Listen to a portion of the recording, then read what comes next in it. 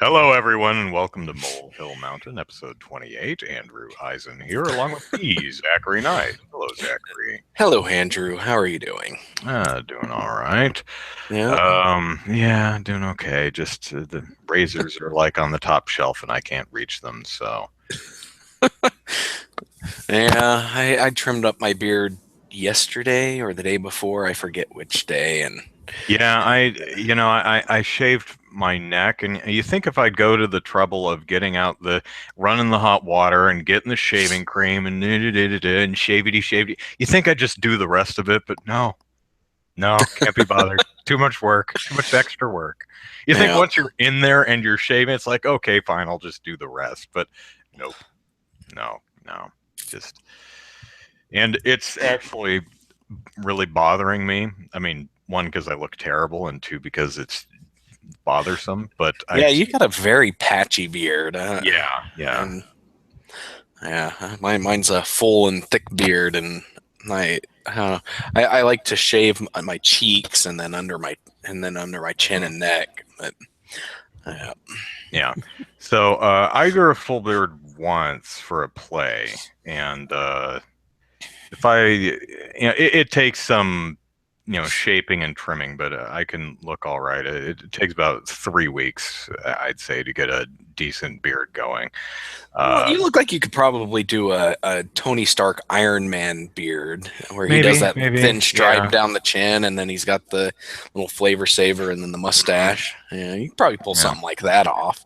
But yeah. Played a psychiatrist or something like that, and I was fairly young at the time. I was out of college. I was probably about 23, 22 or 23 at the time. So, yeah, um, and still very baby faced. So, if I'm going to be doing a psychiatrist who is also supposed to be older than the other characters, then so I through the rehearsal, I grew a beard and hated it.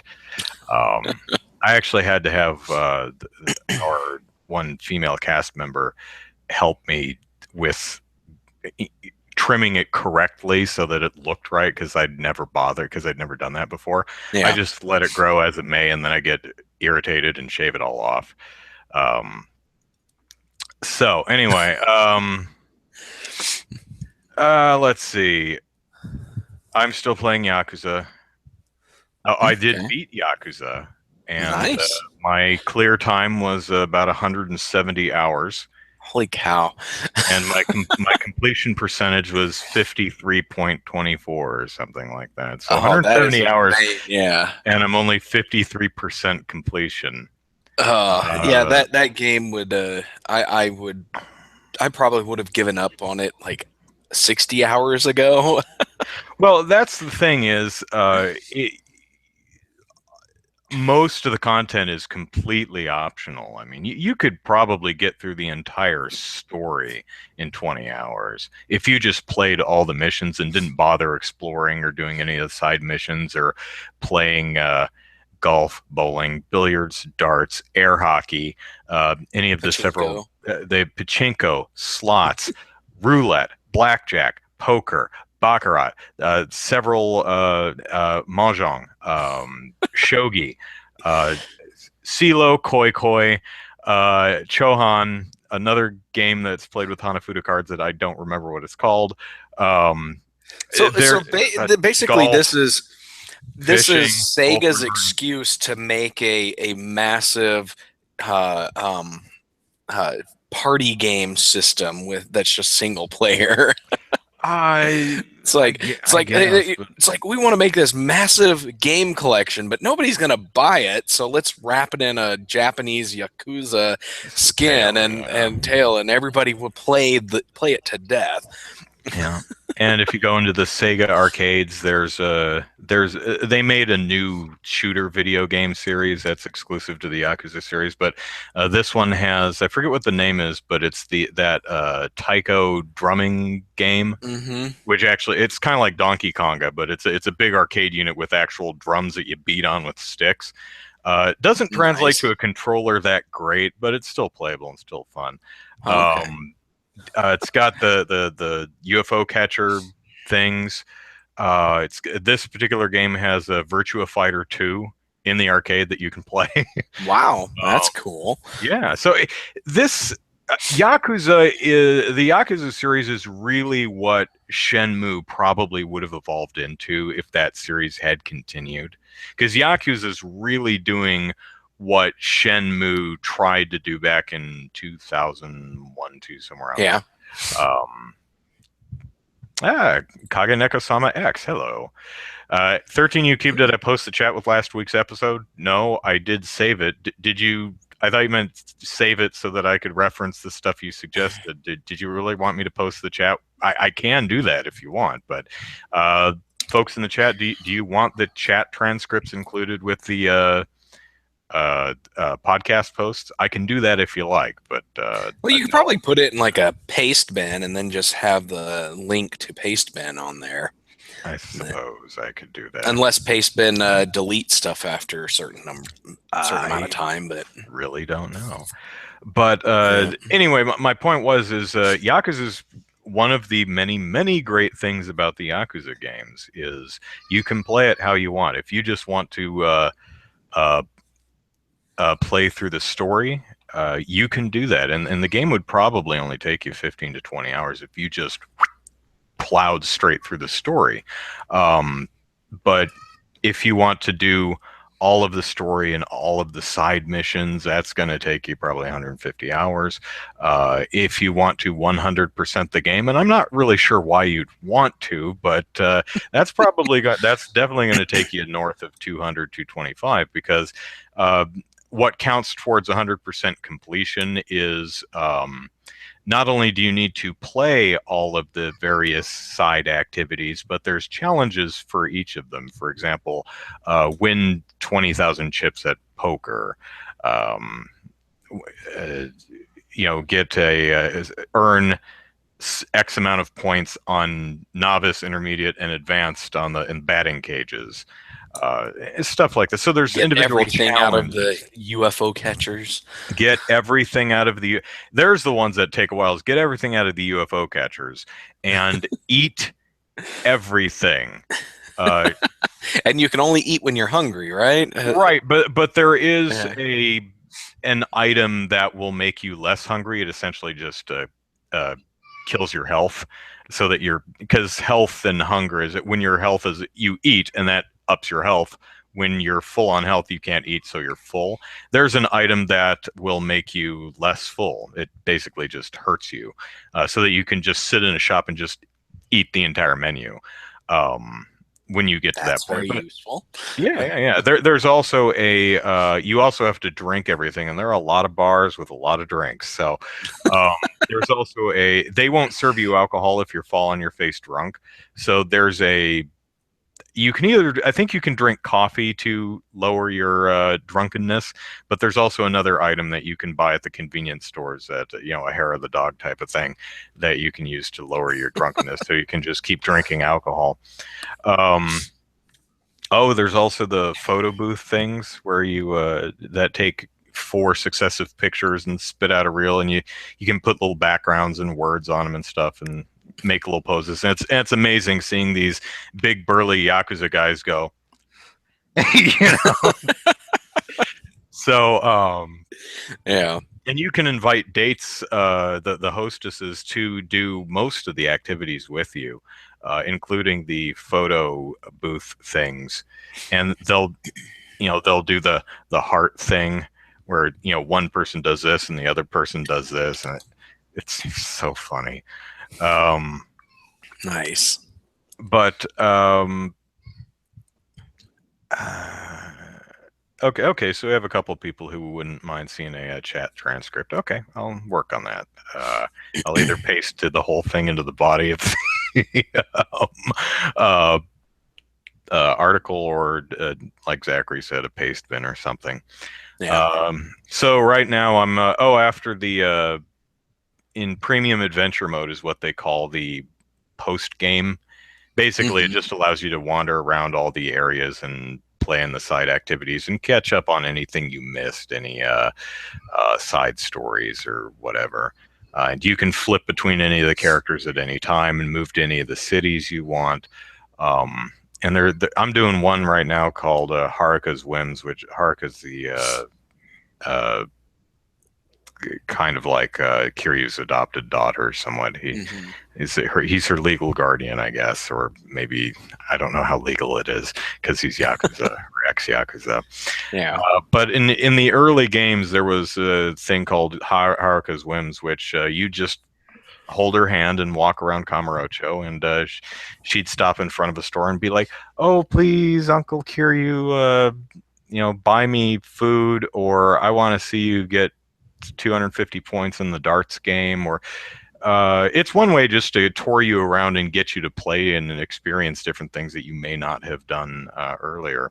And it's kind of funny watching her do that. But the characters have aged with the series. So Haruka is now like 16 years old. So it's kind of weird to be holding her hand and walking around Kamurocho for old time's sake and having her do the, oh, please, Uncle Kaz, do this thing. It's still pretty funny because um, she has a happiness meter that the Hmm. more crap you buy her and the more do the thing she asks, like, I want to see an oarfish, catch an oarfish, Uncle Kaz.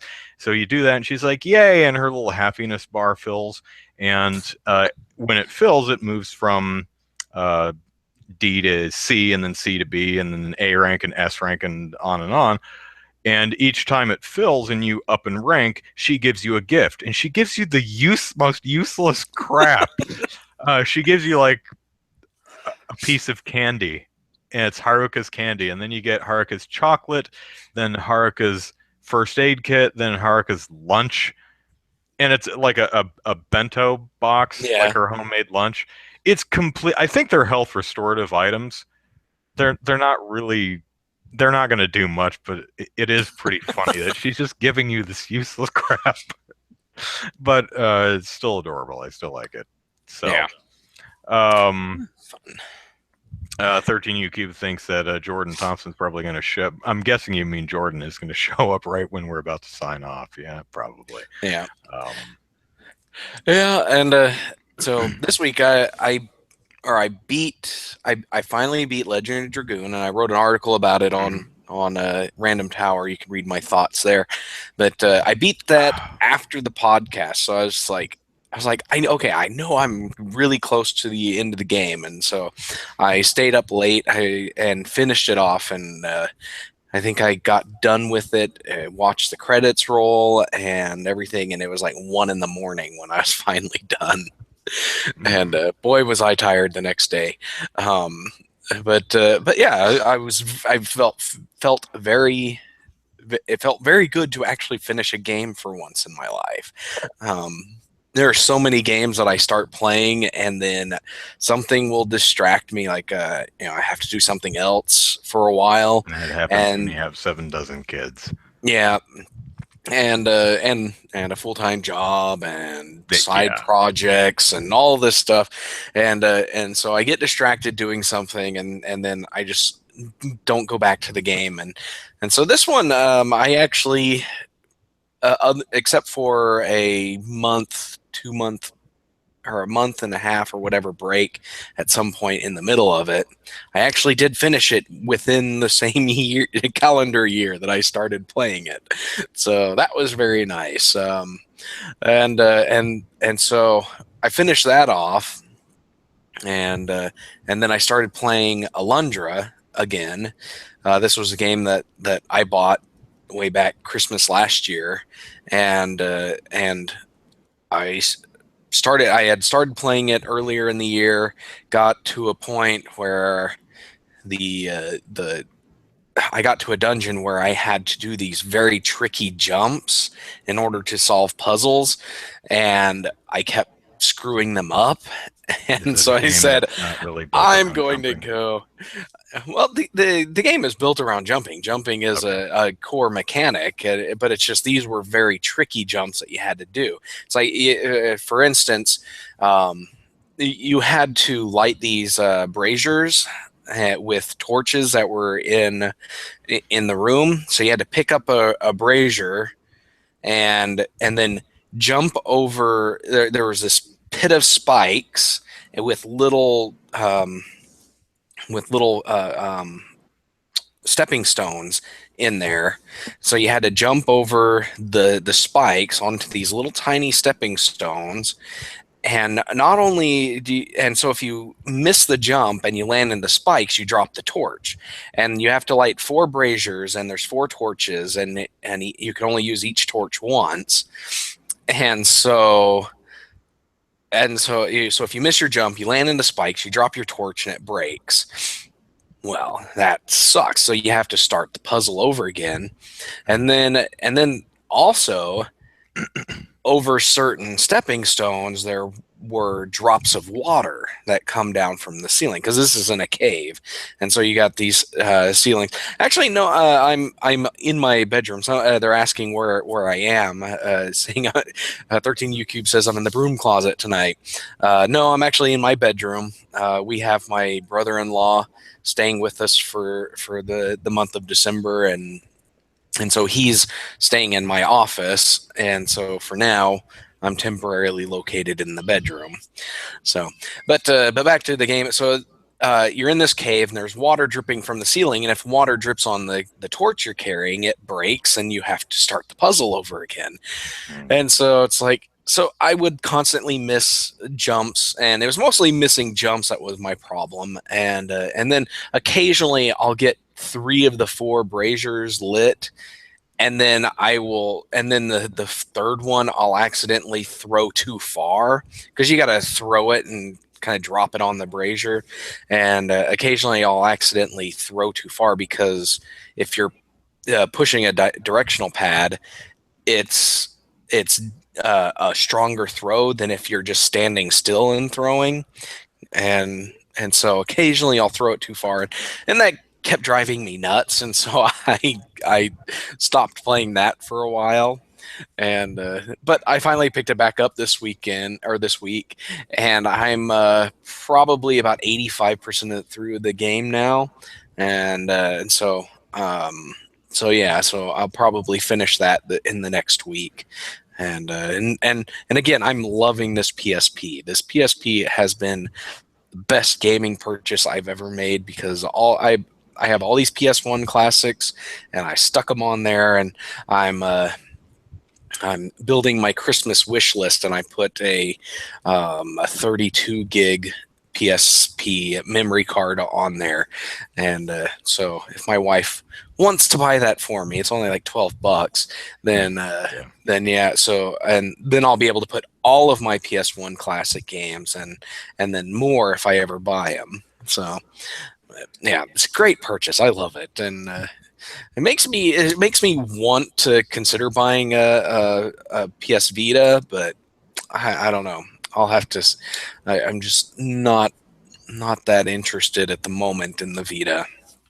But yeah, Mm. Well, we'll talk about it in a little bit, but you'll want to get a PS4 because a lot of remastered PS1 classics are coming to the PS4 in the next year or uh, so. yeah.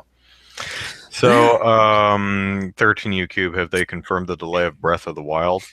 No, No, not that I've no. seen. Nintendo hasn't said anything. I doubt they're going to say anything specific about that game's release date until January, The January when 12th. they do the Switch details. Yeah. So, all right. Let us move to our first topic, which is Hamilton. Hamilton, which is Is this the the Broadway Broadway play? play. Yeah, Okay. Hamilton. Hamilton is the bee's knees, man. It's like Harry Potter. Everybody loves it, which scares the crap out of me because whenever there's this something that just grabs culture, popular culture by the lapels and slaps it across the face and says, "You will love me," and they, yes, yes, I love you. I'm always scared of stuff like that because I'm like, oh man, I'm going to be that guy who doesn't like it. I'm going to be the one guy in America who doesn't like Hamilton. Now, I haven't seen Hamilton, but my sister does have the soundtrack. So I did get to listen to it last weekend. And I became more concerned about not liking Hamilton as Lin-Manuel Miranda, the guy who wrote and starred in it, started doing a lot of appearances on shows and stuff, and he'd sing songs and stuff, and every time he sang something, he was rapping. I'm like, oh no, oh no. Is Hamilton a hip opera? Is it all hip hop? Is it all rap? Yeah, Yeah. yes, it is. There's a reason I've never heard anybody sing anything from Hamilton. I've never heard anyone singing any, I mean, for the most popular musical Broadway play right now and for quite some time. I'm like, how come I don't hear anyone singing any of the songs? It's because you can't.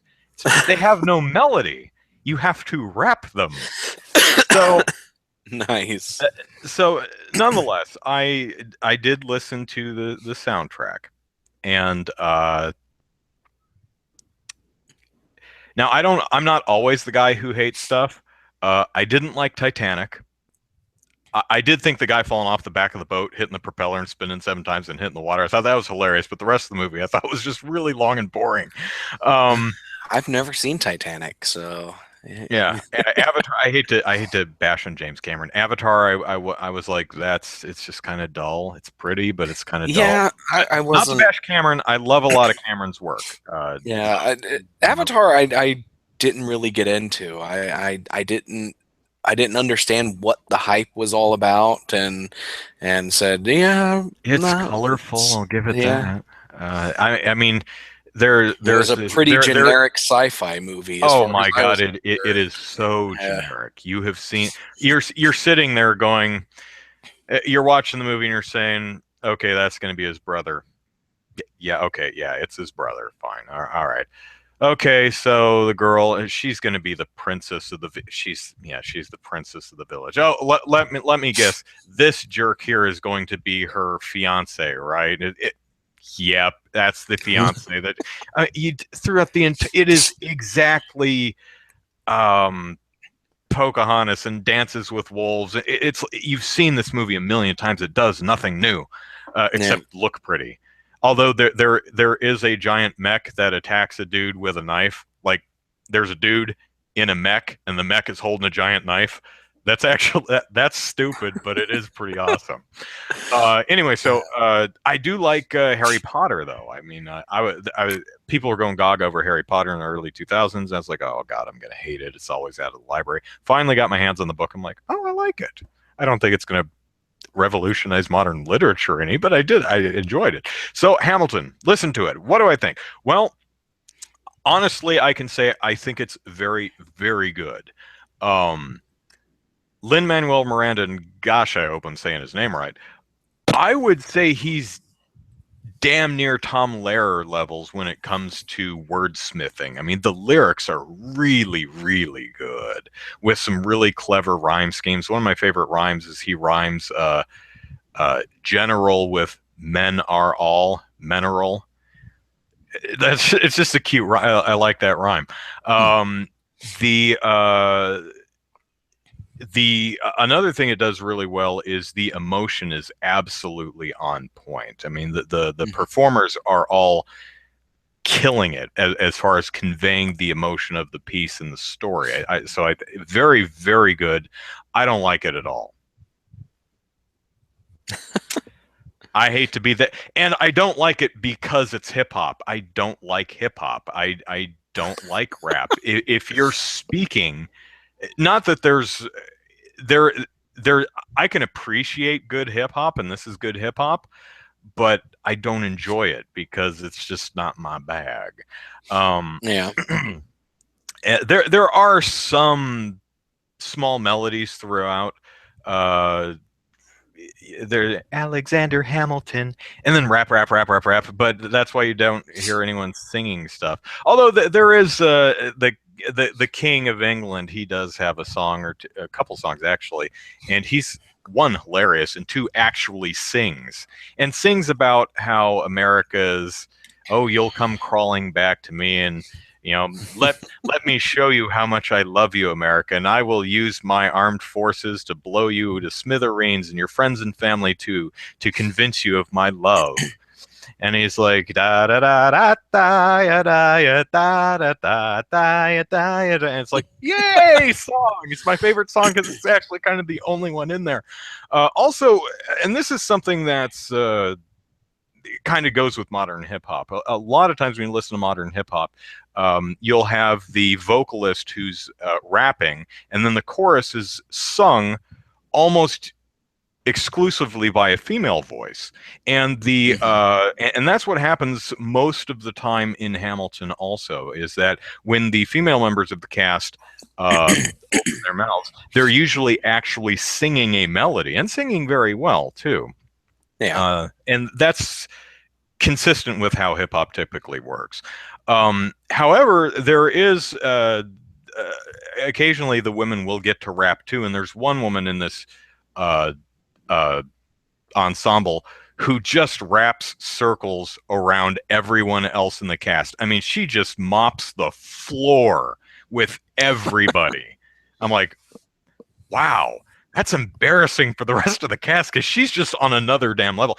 Lin-Manuel Miranda, as good of a writer and lyricist as he is, he's an okay singer.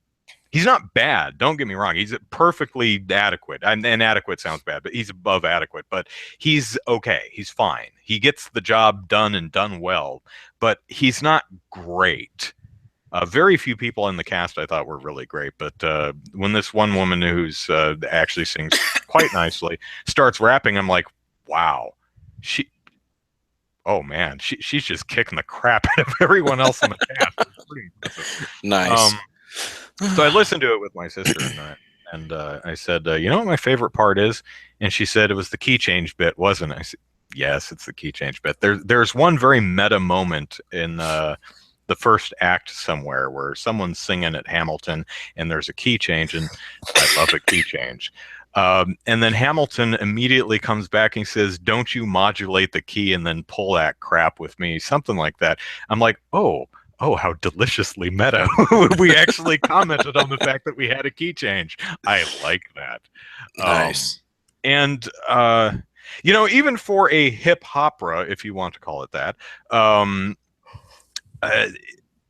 the arrangements are really good. I mean, while you can't sing most of it because there's no melody, the instrumentation and chord structures of these songs are actually very cool, very imaginative, and catchy.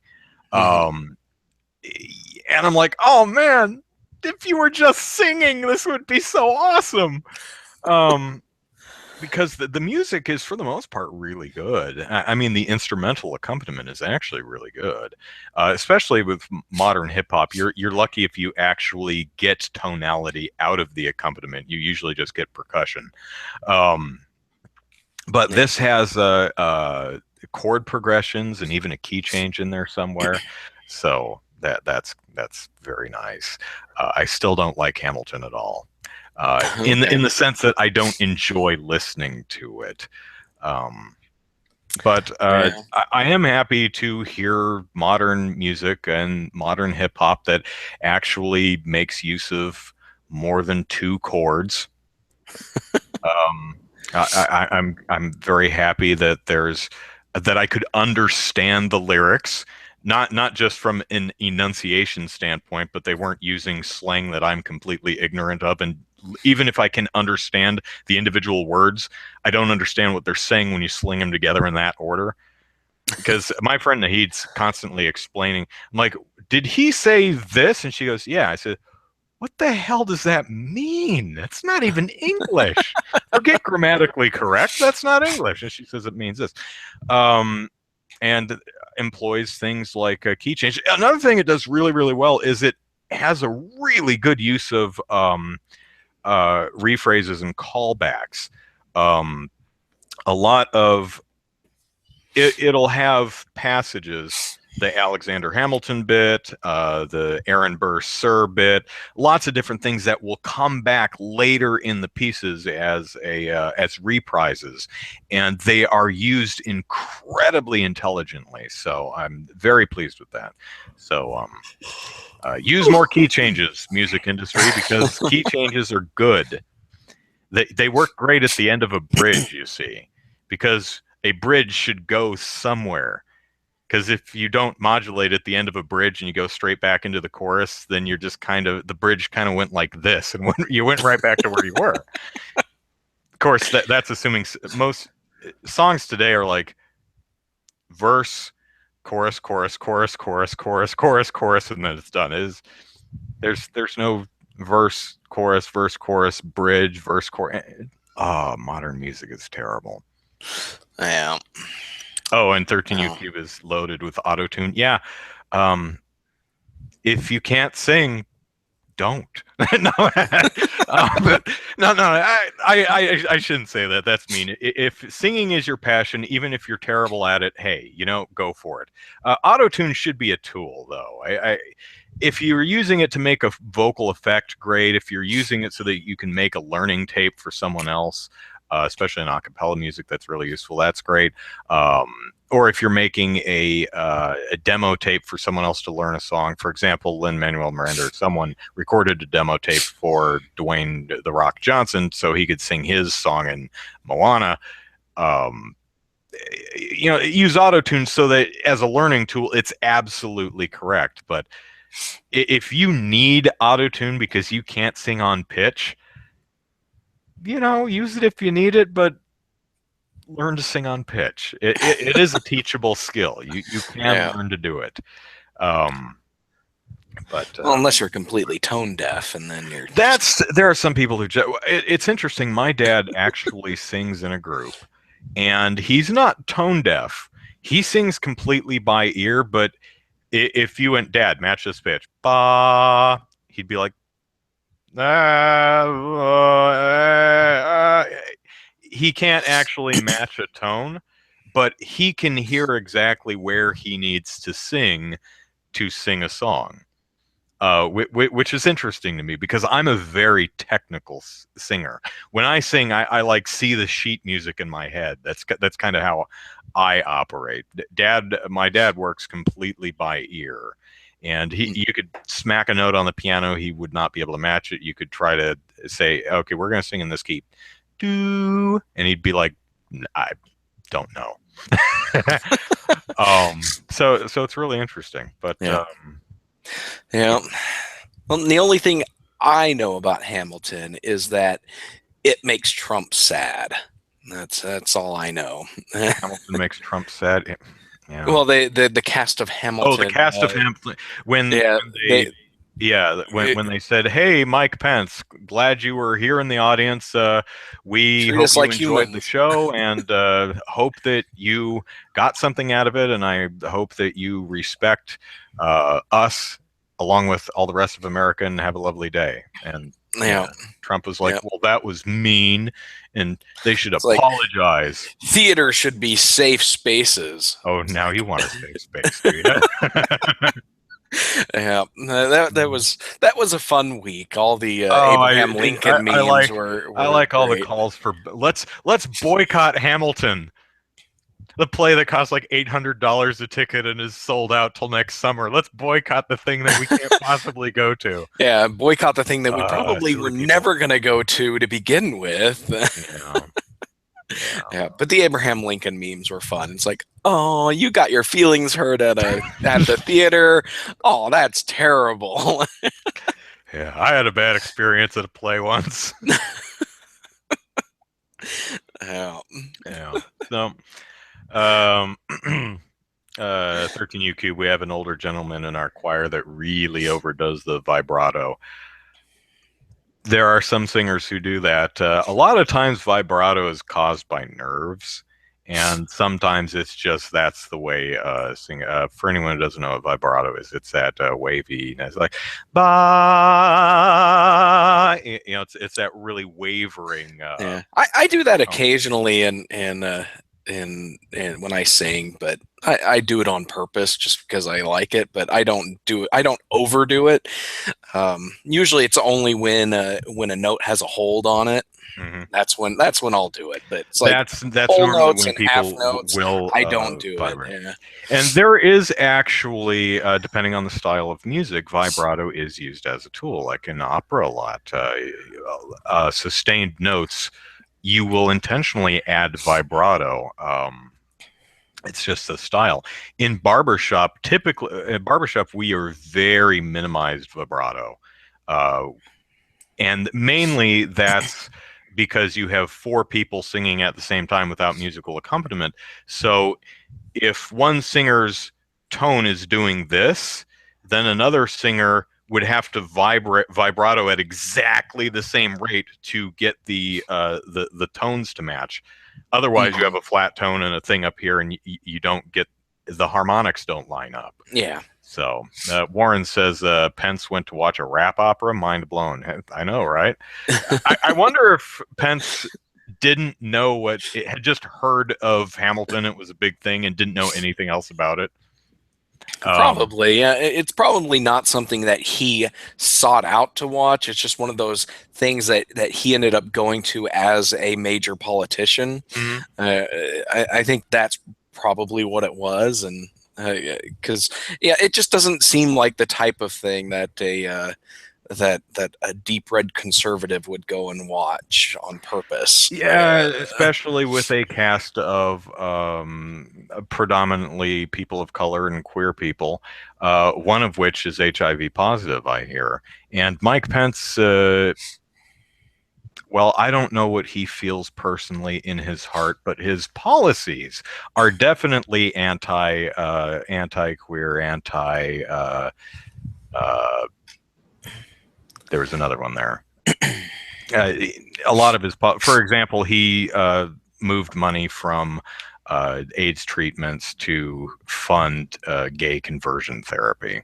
Yeah, Yeah. yeah, that's Pence that's is not cool. not at all. Pence is the most virulently anti-gay elected official out there. Yeah, I don't think it's a stretch to say that. As far as enacting policy, yeah, and that's I think why people were so concerned with when Trump picked him as running mate. It's like, oh God, really? That's like literally the worst possible person you could. You are stacking the deck with literally the worst people, dude. yeah. It's like you're trying to be horrible. What? Don't try to be horrible. It seems to come naturally. You don't need to try. So Yeah. yeah, yeah, Fun stuff. Yeah. mm, yeah. But hey, maybe the Electoral College will say no, absolutely not. What are you people Yeah. thinking? I don't know. They'll be meeting in 2 weeks, I think. Something like It's that. December 19 something. I think it's December 19th. So Something like yeah, that. about two Yeah. weeks. I did read about one elector who says, I cannot in good conscience vote for Donald Trump. I'm like, well, of course you can. You're a decent human being. Um, oh, yeah. Yeah, I said it. Um, and then he goes on to say, and so, because I cannot in good conscience cast my vote for Donald Trump, even though whatever the hell state I'm in voted for Donald Trump, I will resign. Well, and that's No! he was from You Texas. damn coward! No, No! no, no, no. No, Okay, that's not what you do. okay. That that is not that's not the optimal solution. No, but the thing is Texas will not let. Texas has a law that requires electors to vote for their pledged candidate. If they don't, they're kicked out of the Electoral College and replaced with someone who will vote for the pledged candidate. Oklahoma has the same law. It's really against the spirit of what Well, the Electoral College was meant to you're be. out of a job either way, buddy. You may as well just do the right thing. Uh, but even if he did show up on at the governor's mansion to cast his vote, and if he cast his vote for someone other than Donald Trump, his vote will be thrown out, he'll be kicked out, and somebody else will come in to replace him. Hmm. That's just the way Texas law is, and so Yeah, no, resigning is the only thing he can do to avoid personally casting a vote for Donald Trump. So I don't know. I'd not cast a vote for Don. I mean, I'm out either way. You yeah. know, as, Yeah, it would be cool for him to show up and say, "Yeah, I voted for this other person, but my mhm, vote didn't get counted." So, yeah. Uh, Man, I don't know. It just seems cowardly to me. Now, I kind of, understand that he's out either way, yeah, but that kind of makes the Electoral College really pointless because, well, granted, it's an archaic institution anyway, which happens after 150 some odd years. Things move on and the old things become archaic. That's no slam against it, but um, it some people, and I know this is not really exactly why the Electoral College was invented, but a lot of people look to the Electoral College as like the last line of defense against citizens making a really dumb decision. You know, like yeah, that's electing a populist fascist. yeah, Um, that's part of it. The main reason it's around is to basically protect the smaller states from the will of the larger states. Because and this was one of the things that people were complaining about, where well, was that it takes fewer votes in a state like Wisconsin to win an electoral vote than it does in California. So like where mhm, Wisconsin you could get an electoral vote with like 300,000 votes, whereas California you need like 1.2 million votes or yeah, something weird my like that. vote in California is not worth as much as Yeah. someone's in Wisconsin.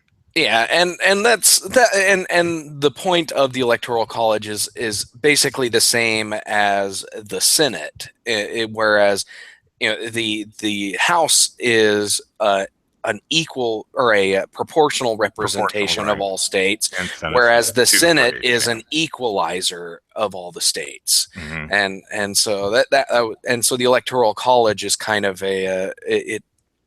it basically to protect states like Wisconsin from the will of California, yeah, and New York, that kind of thing. But yeah, there's a lot of complaints against it, and there's a lot of flaws with it. But Yeah. I'm a big fan of it. It adding a little extra weight to states that don't have as large a populations. But Well, I don't. It's an interesting conundrum, isn't it? Because yeah, it's like, well, granted, state X wouldn't have as much say in the popular vote, but well, that's because most people don't live there. yeah, I mean, in a way, it's actually making less people more powerful, which is kind of weird because uh, especially this day and age, it shouldn't hmm be, the needs and desires of middle America should not be that far removed from the extreme ends of the country. Shouldn't be. hmm Um, but I do know that I'm old enough to have voted in 5 elections now, and in 2 of them, 40% of the elections I have voted in, the person who got the popular vote lost. I'm not so sure that's a good thing. Well, it's definitely not a good thing this year, but well, actually, yeah. I'm actually very sure that that was not a good thing either time it happened. But so I don't know. what do you think, Zachary? Would you be in all in for popular vote for president? We do popular vote for every other elected office, don't we? Yeah, yeah. Every other elected office is popular vote. I have very different ideas of what we need to do for election reform. Hmm. I'm a fan of getting rid of. Before I get into the popular vote for president, I'm a fan of getting rid of single member districts for U.S. for Congress. Hmm. I prefer a multi-member proportional district, where a district will have anywhere between 3 and 5 members, and then the members of that district are assigned based on a more proportional system, whether it's just a where you go there and you just check however many people you want, and the 5 people who get the most check marks are the people who get assigned, or you have the Republican slate, the Democratic slate, the Libertarian slate, the Green Party slate, whatever, and then everybody votes for their party, and then based on the percentage of votes for party, that's the percentage of members gets assigned to that district. So it could be a 5-member district could have 3 Republicans, 1 Democrat, and 1 Libertarian, or something like that, and then that would have a better representation of members of states in Congress. And I also believe that Congress should have more than the 465 members it has. I think that's the right number. Yeah, if five something or four something, I don't remember. Constitutionally, congressional districts can be as small as 30,000 voters or people, 30,000 people. They can be as small as that. And right now, districts are, let's see, there's 5 congressmen for Oklahoma, and Oklahoma has 3.5 million. So that's 600,000 people. And so we could easily double it and not be that big off. But I know a lot of people are like, we need to have 10,000 congressmen, and I'm like, yeah, that might be That's a bit much. That might be overdoing it. Congress doesn't get anything done now. I'm thinking, 1,000 would probably be pretty good number, somewhere around there. But double? Yeah, about double there. But for president, I don't know if I want to go for a purely I like pure popular vote. I'm hesitant about that too. But yeah, I like the Electoral College, the way the Electoral College is set up, because it protects states like Oklahoma and Wyoming and Montana and Rhode Island from larger surrounding states that don't have the same political leanings or whatever. But I think that the winner take all system that we have isn't very good for individual states. I wouldn't mind going proportional, which has a similar effect as popular vote, but it still equalizes the weights of different states. But I think a better system would probably just be ranked choice voting for president, where you could pick your first choice and then your second choice and then your third choice and so on, and then it eliminates the lowest vote getting candidate until you have a candidate that actually wins a majority vote in the state, and then that person gets all the electoral votes. So I think that would probably be my optimal solution to this whole thing, would just implement ranked choice voting in all states for a presidential election. But I think most voters the ones that bother to vote, seem to be kind of all in on one person. I very rarely do I come across a voter who's like, I'm this person, but the other person is just slightly behind. It's like this person, none of these other assholes. Yeah. There definitely is a sizable population of this is the candidate I'm going for, and there's a lot of states like Oklahoma where it doesn't matter who you vote for, the Republican's going to win anyways. But in states, that's where you live, buddy. Yeah, but and same in California. It's like it doesn't matter who you vote for, the Democrat's always going to win. But then you got states like like Florida, Ohio, the actual swing states, Mhm. where ranked choice voting would actually be beneficial, especially when there's like half a dozen to a dozen candidates running for president. All these other people, all the people who are voting third party, they could pick third party as their first choice, and then vote strategically for their second one, because winner take all forces people to vote strategically rather than according to Mhm. their ideals and stuff.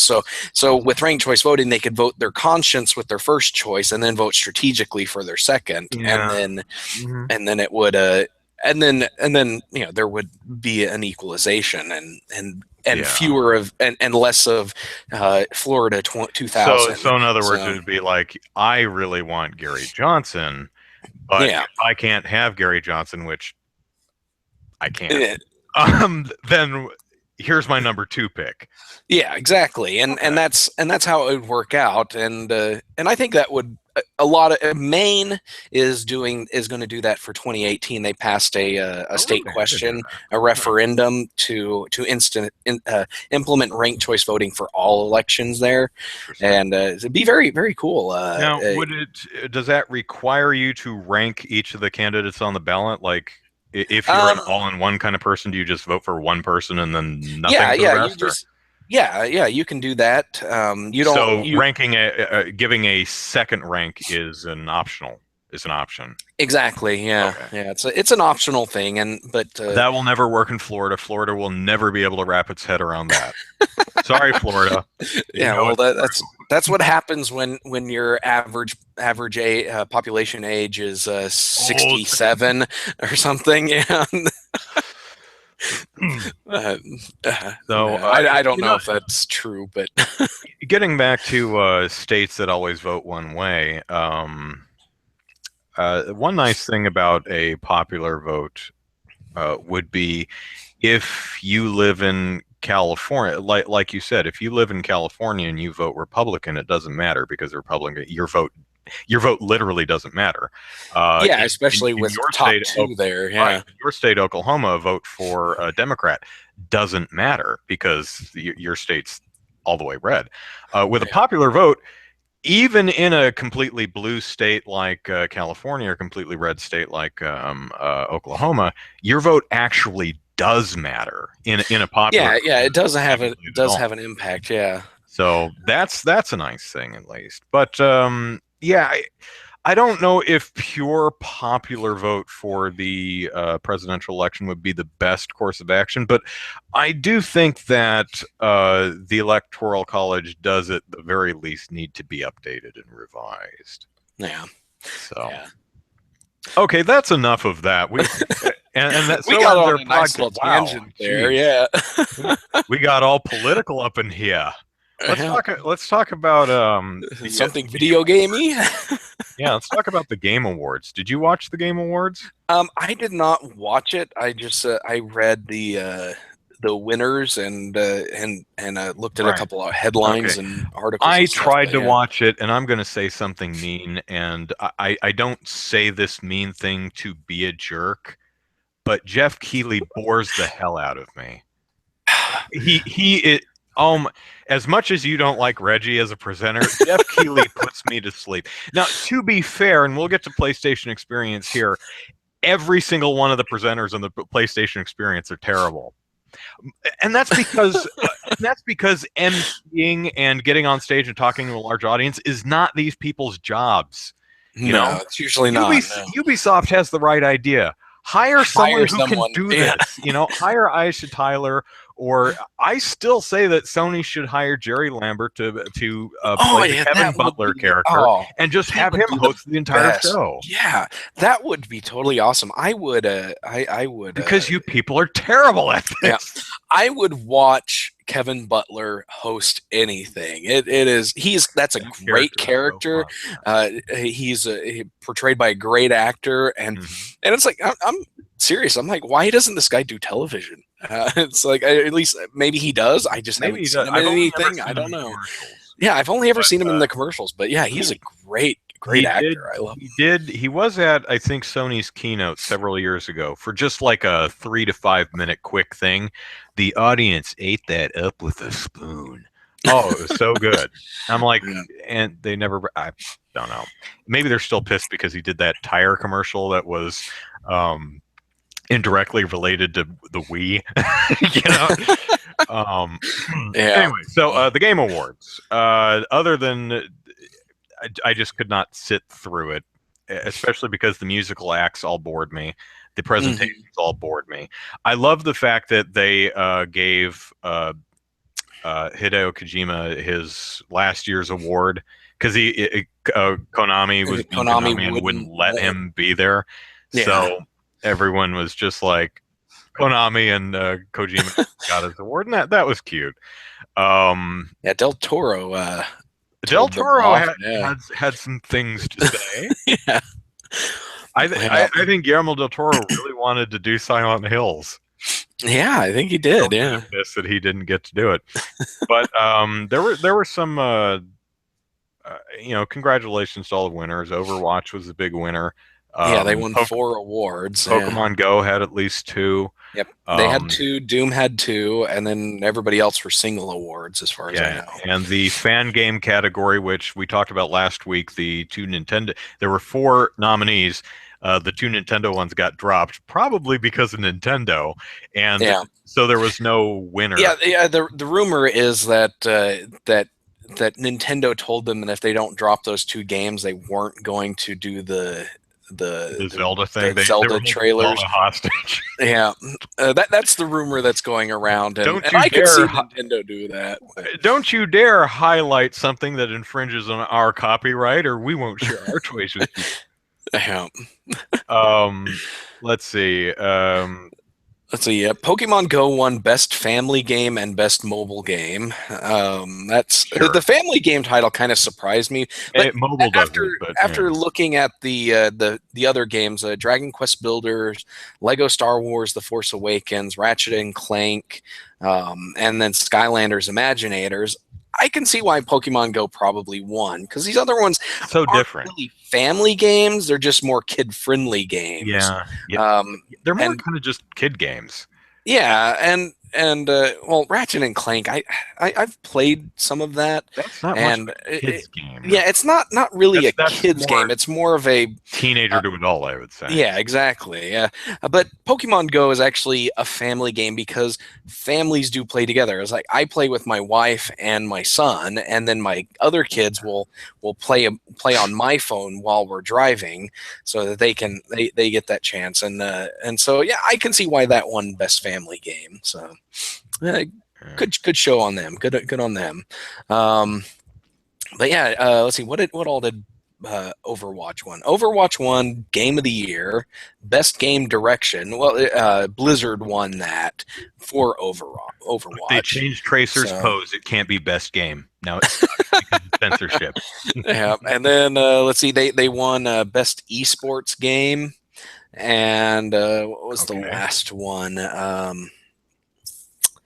Best Multiplayer Game. Yeah. Hmm. So I yeah. still I think Metroid ASMR, the Metroid 2 remake. I'm thinking that one probably would have won. Yeah, that's where I was leaning. I have That there's no evidence to support this. This is just my guess. Of course, the other game was Pokemon Uranium. I think Yes. that Yes. was it. Yeah, that one was a strong contender too, because that one was a a purely original Pokemon game Mhm. with original Pokemon evolutions, attacks, an original region, all of that. It's just built on that Pokemon skin, and so I think that one could have been a contender. But I think that AM2R probably would have won had Nintendo not forced them to kick those games out of the running. Yeah. And Mm. that Dragon Cancer won. I think the category was like most impactful or something like that. Yes, games for impact. It went Yeah, up against Sea Hero Quest. I've never heard of Orwell. I don't. I've never heard of any of these it other went up games. against four games I've never heard of. Block Hood and 1979 Revolution.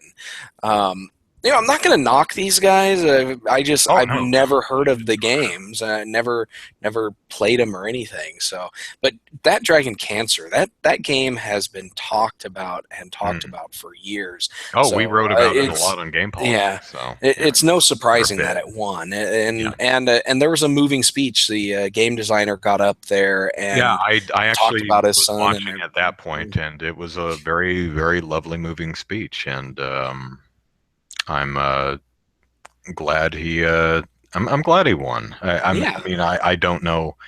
And here's an excerpt of his speech. He says, "Often in video games, we get to choose how we're seen. Our avatars and our tweets and the work that we do are all meant to portray the story that we want to tell the world and why our lives matter. But sometimes a story is written onto us, or it's told because of us or in spite of us, and it reveals our weaknesses, our failures, our hopes, and our fears. You let us tell the story of my son Joel. In the end, it was not the story we wanted to tell, but you chose to love us by being willing to stop and to listen and to not turn away. To let my son's to let my son Joel's life change you because you chose to see him and to experience how we loved him. And I hope that when we are all willing to see each other, not for just who we want to be, but who we are and who we're meant to be, this act of love and this act of grace can change the world." So, very well said. yes, very I good. have not played that Dragon Cancer, I have not either. but Yeah, most of what I hear is do not go in expecting an actual game. It's more of a interactive narrative experience. It sounds a lot similar to what Telltale is doing with its adventure games. They're more narrative yeah, based than they are actual gamey games. yeah. So if you decide to play that Dragon Cancer, it's more of a visual interactive narrative experience than actual game. Mhm. So anything else about the Game Awards? Well, it's just Zelda, I guess. yeah. Zelda got The, most anticipated game for Breath of the mhm. Wild. Um, but just to go through the winners here, Okay. just game of the year is Overwatch. Best game Mhm. direction, Blizzard for Overwatch. Best narrative is Uncharted 4. Best art direction is Inside by Play Dead. I'm trying to remember that game, but It's I can't picture it in my head. it's the pseudo. It's a successor to Limbo. Okay. Okay. Yeah. Best music sound design is Doom. Best performance is Nolan North as Nathan Drake um, in Uncharted 4. So that's two for Uncharted. The only voice Um, actor in the entire industry gets the award for best performance. What was well, surprising? there's other people. Let's see. Yeah, Alex everyone Hernandez. else in the Uncharted 4 cast. Yeah. Well, Alex Hernandez played Lincoln Clay in Mafia 3. Sissy Jones played Delilah in Firewatch, which I hear is a fun game. From the excerpts I've read, I probably would have went with her from Yeah. Firewatch. Yeah, she had just from the what I've heard from the trailers and some Hmm. gameplay footage. Yeah, she has a very good voice and plays her character well. Next is Emily Rose as Elena in Uncharted 4. Well, especially not to interrupt, but especially since she has no, she's just a voice. It's Yeah, all yeah, in the yeah. vocal Delilah is just performance one voice. Yeah, it's just a voice, not a visual on the character. other end of a radio. Right, Yeah. right. So she doesn't Uh, have any of the character model and animations to really sell her performance. It's all in the voice. So yeah. that's why I would have gone that way. But go ahead. Rich Summer as Henry in Firewatch, and then Troy Baker, Sam Drake in Uncharted 4. So yeah, three Uncharted 4 characters, two or Yeah. voice actors, two Firewatch voice actors, and then a Mafia 3 guy. It's just like this other guy. We'll throw this in so that we can make it look like we're paying attention to voice actors in other games. Hmm. Let's see. Games for Impact was That Dragon Cancer. Best Independent Game was Inside. So that was actually two awards for Inside. Okay, Okay. cool. Good Yeah. on those guys. Yeah. Best mobile handheld is Pokemon Go. Best VR game is Res Infinite by Enhance Games. Alchemy Labs. I know those guys. Let's see. Well, Alchemy Labs was another game on that list. It's just a friend of mine actually got a job at Alchemy Labs just a couple of weeks ago. Oh, So nice. yeah. Best action game is Doom, so that's their second one. Best action adventure game is Dishonored 2. Best RPG is Witcher 3. Best fighting game Street Fighter 5. Best strategy games Civilization 6. Best family game Pokemon Go. That's 2 there. Best racing sports game Forza Horizon 3. Yeah, so best multiplayer is Overwatch. Most anticipated game is Breath of the Wild. Trending gamer is Boogie 2988. Okay. Yeah. Best fan creation didn't get an award. Best esports player is Coldzera Marcelo David. SK Gaming Counter Strike Global Offensive. I guess that's the game he plays. Best esports team is Cloud9, and best esports game is Overwatch. Nice. So, Nice. yeah. So, Surprised Nintendo. that, well, maybe for esports game, I was surprised not to see StarCraft 2 on there, but I guess that might have won a couple of years ago. But So Nintendo, we knew was going to have a two-tiered presentation of Zelda. They'd have a trailer, and then they'd have a gameplay presentation. mhm. And I went into it thinking, I don't really care, because Nintendo did 8 solid hours of Zelda during E3, and I watched every single minute of it. So I'm like, I've seen all I need to see of Zelda. I don't need to see anymore. I'm good. I'll get the game when it comes out. So I wasn't really jazzed to see the trailer, and they showed the trailer, and it was a fine trailer. It was Yeah. well cut, and it revealed wonderful things, like there are more than 2 NPCs in the entire game, and there's a town somewhere, at least one, Yeah. And which we there's all bird kind of people that already knew. fly And there's, airships. and there's bird people in an airship. Yeah. And then Okay, sure. speculation that this girl in the blue shirt was a playable female character. So, Probably not. It's probably just Zelda. yeah. Although that's kind of mean, because Nintendo's cutting it in a way that they know people are like, oh my God, is there a playable a female Link, or maybe playable Zelda? Maybe. Almost certainly no. You Yeah. actually see her in the same shot with Link. So, I mean, it could be done in Mass Effect Andromeda is doing I forget what the character's name, Ryder or something like that. There's a male and female character, but they're not the same person. Uh, Yeah. they're brother and sister, and you can choose which one you want to play at the beginning of the game. And they apparently run into each other throughout the game, and uh, they could be doing something like that with Breath of the Wild. I Yeah. totally would have loved to see that in Skyward Sword, because Zelda was off on her own adventure, and you'd cross paths with her occasionally, with her and Impa doing stuff, and I'd be like, do I get to play I want to play as Zelda and see what she was Yeah. doing. That would be I was cool. hoping Yeah. there would be a Zelda second quest. Here's what Zelda and Impa were up to while Link was doing his stuff. Yeah, see that would be cool. I'm playing Alundra right now, and it's about a guy named Alundra who washes ashore of this town that's plagued by nightmares, and he has the ability to enter people's dreams and affect them, and Hmm. basically rescue them from their nightmares. And there's a Similar to another Remember Me, which kind of crashed and burned.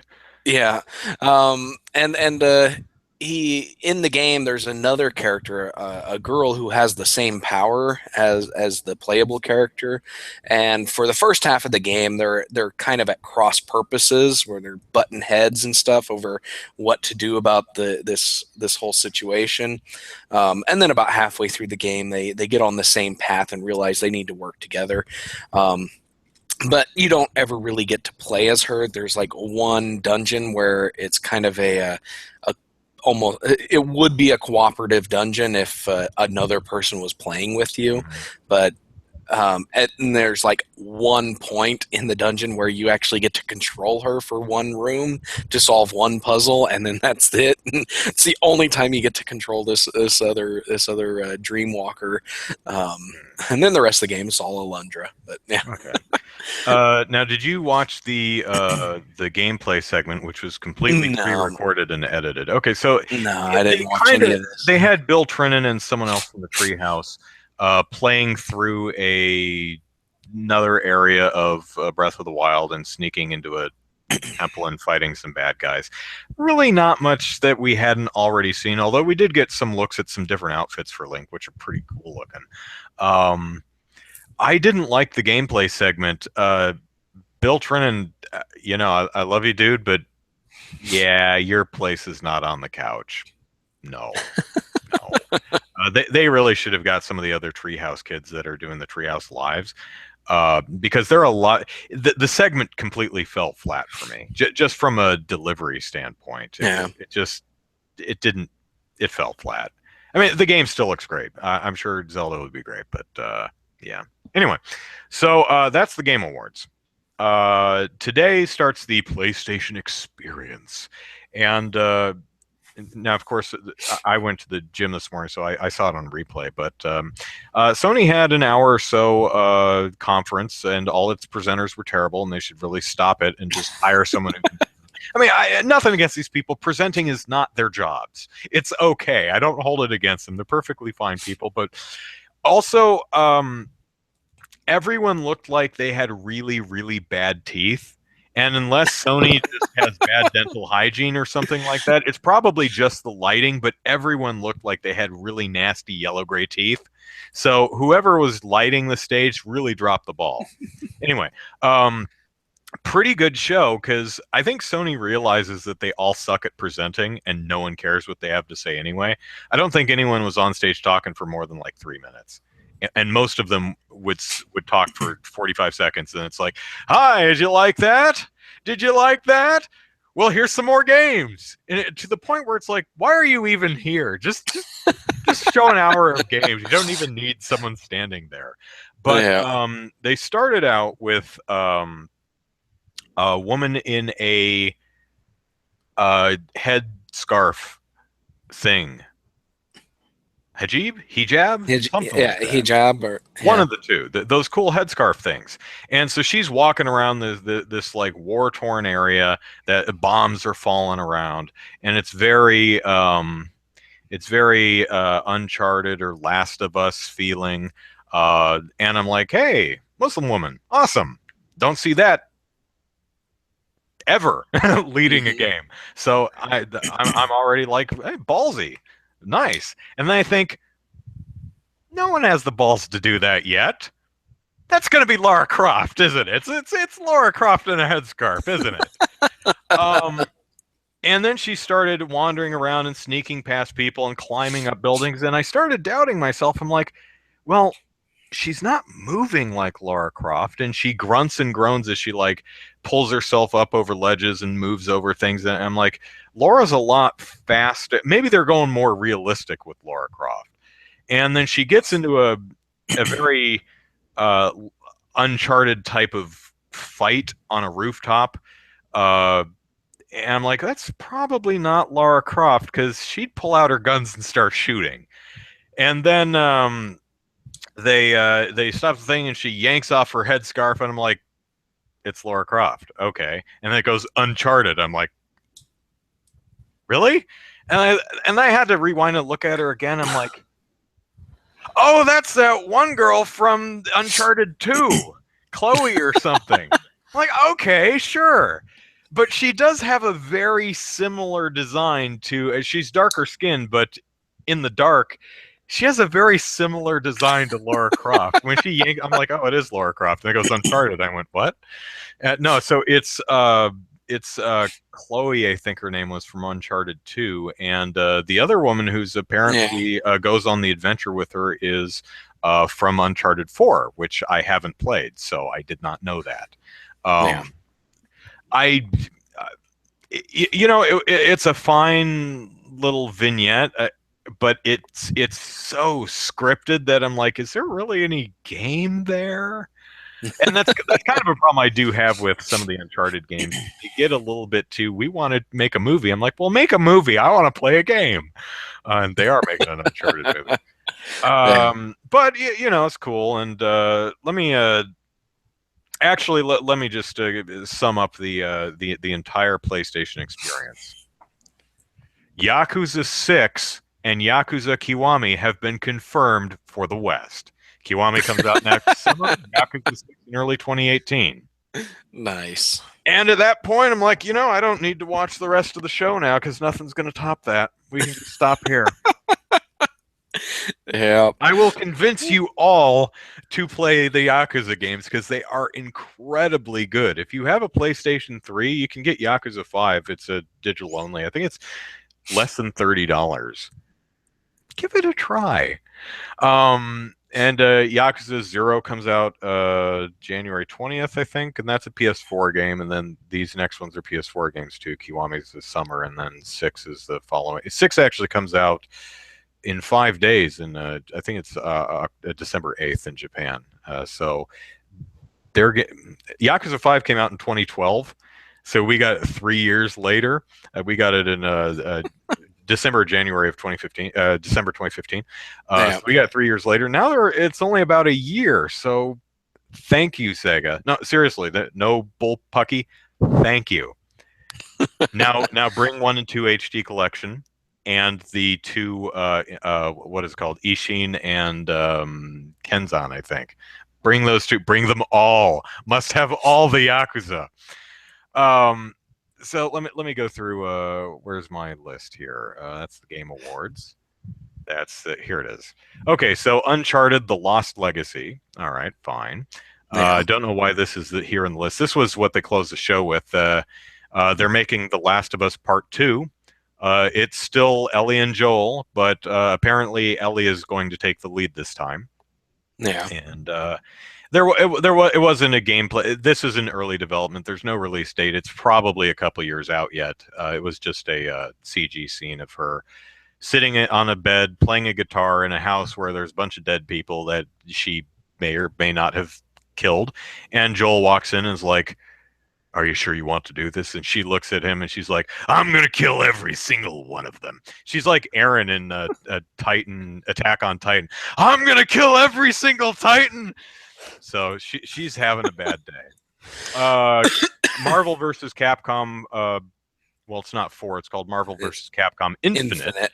Yeah, has been announced. Apparently, Infinity Gems are in it, and and I guess I think Capcom was going to show some gameplay tonight, but we're busy with the podcast, so I haven't seen it yet. But what we did see was Mega Man, Ryu from Street Fighter, Iron Man, and Captain Marvel, and I really liked the redesign they did for Captain Marvel. I think she looks really, really cool. So. Yeah. I don't know. She has short hair in the comics right now, and I think I prefer the short hair. So I don't know. I think they probably should have gone with the short hair, but I think maybe. I mean, because it's a little close to what like a Supergirl and Power Girl typically wear their hair. Yeah. But the whole face structure is so different from how she looks in the comics right now that it works for her. So I was like, that's neat reinterpretation. Although I am wondering, I'm like, why doesn't she look like she does in the comic right now?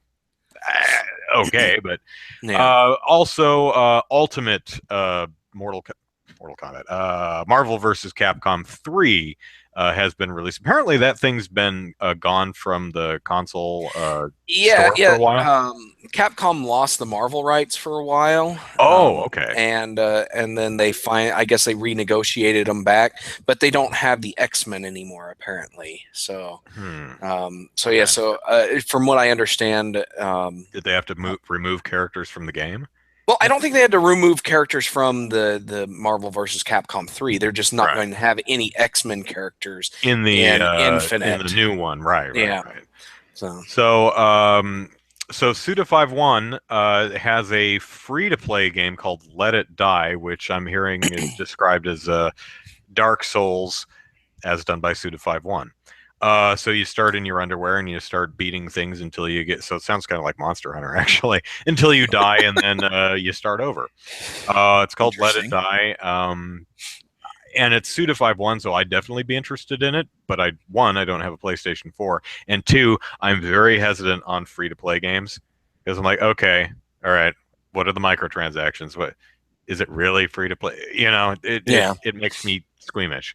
Crash Bandicoot is Yeah, Crash they're doing Bandicoot the 1, 2, and 3 remaster. are being Yeah. completely redone and sold as a trilogy. And if you like Crash Bandicoot, I don't, but if you do, I mean that's probably right up your alley. Um, I would give it a try. I played the Crash Bandicoots on the PlayStation 1 and I had fun with them. I would give this a try just to see how they went about updating them because the gameplay was pretty basic. Uh, but yeah, I would be interested in seeing if they make any changes to make it more fun.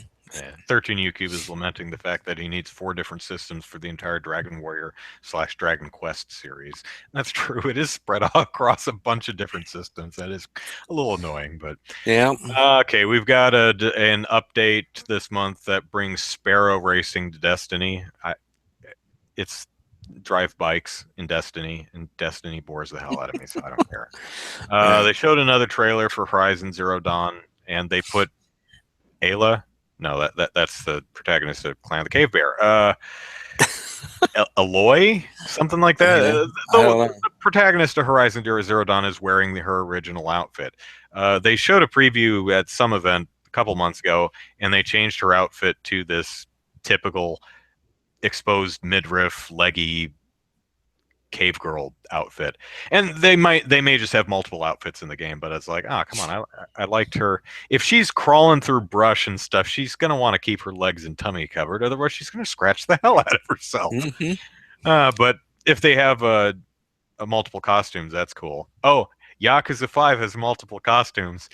Yep, I have I have Kiryu running around Kamurocho bare-assed just because I can, and Haruka dresses up like Hatsune Miku, which is hilarious. Anyway, Windjammers is apparently the old Neo Geo game that I don't remember at all because Super Dodgeball was better.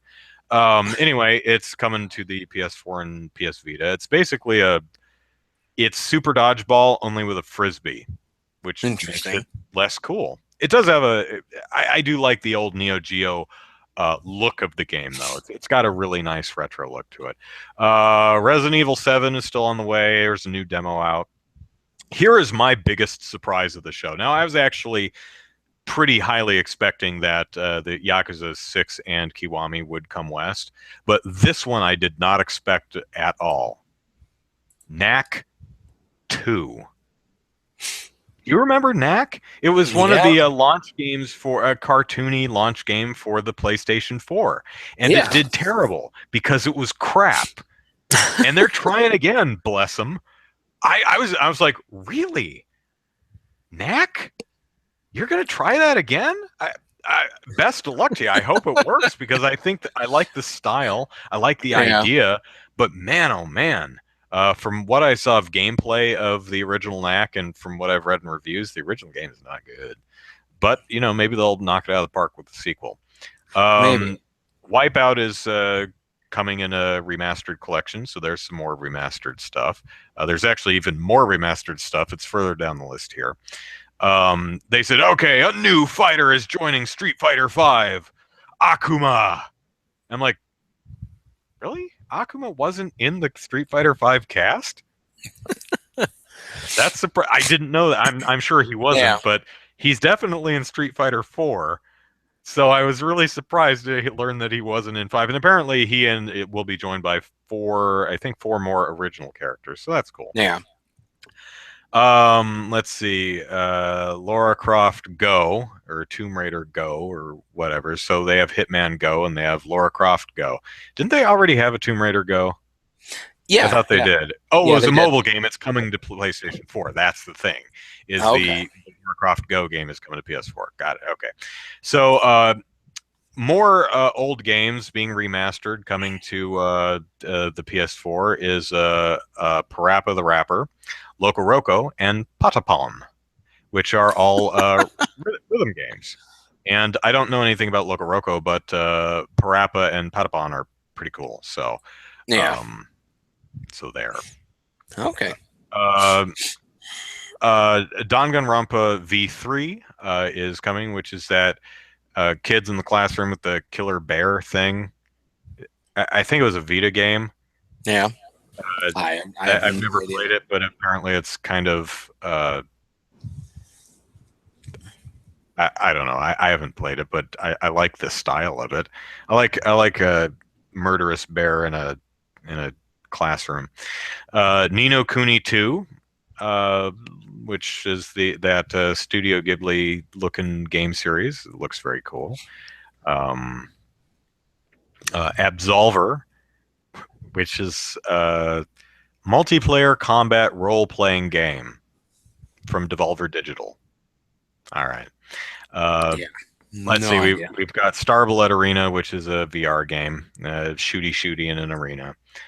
Ace Combat 7, which is a planes dogfighting series. MLB The Show 17, so baseball game, and this one has Ken Griffey Jr. in it. Is Ken Griffey Jr. still playing? Not as far as I know. Because Ken Griffey was like on the That N64 was an baseball game, winning run for the yeah. N64. That was a long time ago. All right, we're getting an update of Ease YS, the RPG, old JRPG. Um, yeah, so it's called Ease Origins. Um, Nex Machina or Machina, from the people who created Resogun. It looks like a dual stick shooting, dual stick shooter bullet hell game is what it Yeah. looked like to me. Then there's Dreadnought, which is a spaceship game, I guess. And Gravity Rush 2 has some DLC where you can play as the other character. Oh, and Nier is releasing in March 7th. And they also had a quick uh, Last Guardian trailer. So, all in all, it was a well-paced show because people didn't blabber at you forever. They just kind of showed game. I think it was a little front loaded with the big titles because Yeah. I mean, they knocked it out of the park and like it's like, oh my god, oh, I can't take all the awesomeness. And the crowd, there were a couple of people in this crowd who were standing up and oh, I'm like, oh, someone tranquilize these people because they're getting a little too excited. Yeah. Um, but I would have probably organized it a little differently than Sony did it. But overall, it was a watchable, well-paced show. And man, Sony's got a lot of stuff. And one of the things I'm noticing is just a lot of classic remasters. Yeah. The Parappa and Patapon and Ease and the Crash Bandicoot games and just a bunch of old stuff, being polished and coming back. And yeah, so PlayStation is makes you wonder how Microsoft is feeling right now. Now maybe they're sitting pretty because they've got the Scorpio and they know that's just going to blow the doors off the industry. But that was a strong showing from Sony. I'd say they've got a lot of, and almost all of that is 2017. Almost every Last of Us 2 is going to be far future. Yakuza 6 is probably going to be like January to March of next year. Um, was there anything else that's not this year? I think everything else they showed was this year, so that's a ton of stuff. So good on Sony. I can only hope that Nintendo has a similar showing on the 12th, saying, "Yeah, it's probably going to be a little bit more hardware focused, but they really need to not only show the hardware and how cool it is and what it can do and stuff, but Nintendo really needs to show that it's got a huge library. That 2017 is going Yeah, to be a great year of games for the Switch. So it needs to yeah, say this is the definitely. Switch. It's super cool. You definitely want one because 2017 is going to be chock full of awesome games. I also noticed that Capcom did not announce a Monster Hunter for PS4, which makes me hopeful that maybe they're Yeah. not that I want it all to myself, but yeah, I do. Now I'll be getting a PS4 at some point. I have to because the Yakuza games are on it, and I must play them. I actually considered buying a PS4 on Black Friday or Cyber Monday. I think it's Cyber Monday, because it was very cheap and came with games that I would actually play. But it came down to one, money's a little tight right now. Two, Yakuza Zero doesn't come out until January, and three, there was a third one, and I don't remember what it is. Oh, three was my shelf of unplayed games. I've got plenty PS3 games to get through yet, so I don't really need it right now. But I did see some good prices for PS4, the slim model. There was a Yeah.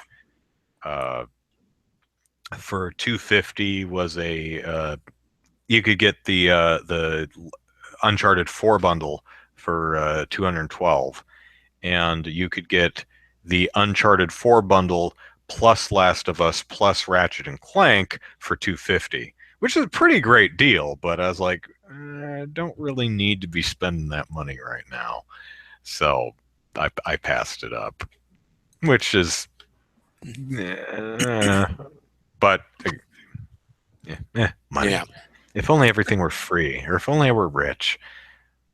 Yeah. All I know is if I were rich, I wouldn't line my house in gold. I'd just buy a lot of video games. Yeah. True. Yeah, that's probably what I would do too. Yeah. Gold is gold is just so tacky.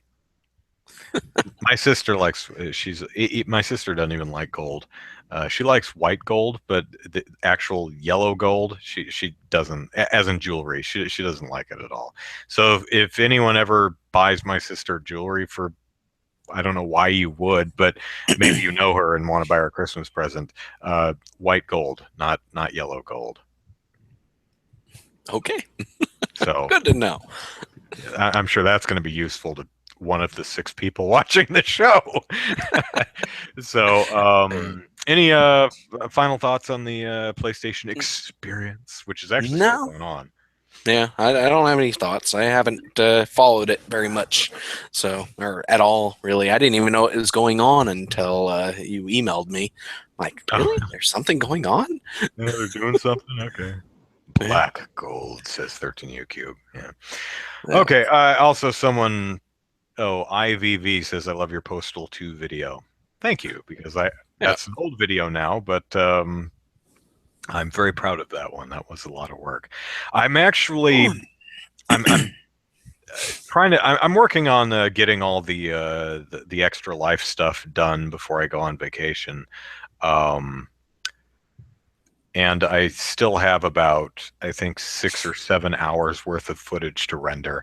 Um, so I have some new video. I don't know if I'll have any new videos for the rest of the year other than the extra life stuff. One of the things I'm trying to get better lighting for my place because I really don't like. I have to shoot at night for the most part, and I really hate the lighting in here. My videos are kind of dark and ugly, and hmm. I can only fix it so much in post. If I brighten it too much, the video's hot and it gets these weird grainy artifacts all over the place. So I'm trying to find a lighting solution that's appropriate for my budget and apartment and would actually would actually help. When I lived in PB, the place before this, I had these big, powerful Klieg lights that hung from the ceiling, and I could aim. And also, my walls were white, which helped. These walls are like a kind of a beige-ish color, which makes everything look kind of dark and dull and ugly. Yeah, so it doesn't help. And the lighting in here is terrible. That's a halogen lamp, but the one over there is just this really soft overhead light that it like it's hard to actually read in my apartment, even with all the lights on, because it's just kind of dim. The lighting is terrible. Anyway, so that's what I'm working on. All right, Nice. we've been yammering too long, so let's Yeah. wrap up. So Andrew Eisen here, the person who doesn't like Hamilton. um, the one guy who I'm that guy. Yeah. Eisen is how you spell the last name. Plug it into YouTube, and you can find all my videos, like my Postal 2 video, which I think is called Postal 2: A Pacifist's Game, which takes a look at the Brown v. EMA Supreme Court decision and the whole hoopla that the state of California made over Postal 2 over a number of years. Yeah. And other videos. Follow me on Twitter at Andrew Eisen and like me on Facebook, Andrew Eisen YouTube. So that's that. Zachary, plug away. All right, you can follow me on Twitter at Easy Night. You can follow my game development work at DK_gaming. And I was doing one screenshot a month or a day for the month of November, and then Thanksgiving happened and totally screwed up my schedule, and yeah, I didn't get to finish out the month. But I am still making games there. You can follow on DK_gaming on Twitter and DivineKnightGaming.com. And if you're interested in the Oklahoma game development scene, check out OK Game Devs on Twitter and OKGameDev.com. There you go. All right, and so ends episode 28 of Molehill Mountain. We'll see y'all next week, folks. Take care. Bye-bye. See ya.